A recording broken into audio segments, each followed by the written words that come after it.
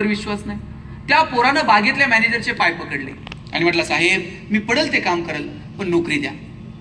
बागेतला manager म्हणला, पाय सोड, तुला नोकरी क्लर्कची देतो, तुला फॅसिलिटीज क्लर्कच्या देतो, पण जोपर्यंत बागेत गोरीला येत नाही तोपर्यंत तुला काम मात्र गोरीलाचं करावं लागेल. पोरगा म्हणला, पगार आहे ना.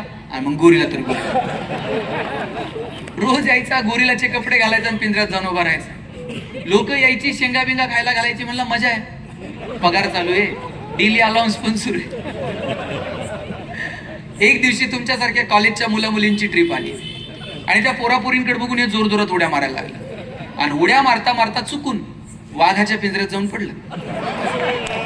वाघाच्या पिंजऱ्यात पडल्यावर म्हणला, नोकरी गेली तरी चालत, जीव वाचला पाहिजे. जीव वाचावा म्हणून हे जोरजोरात ओरडायला लागलं. याच्या आवाजानं झोपलेला वाघ जागा झाला, चवतळून याच्या अंगावर धावून आला आणि हातावर हात ठेवून म्हणला, ओरडू नको, नाही तर दोघांची नोकरी जाईल.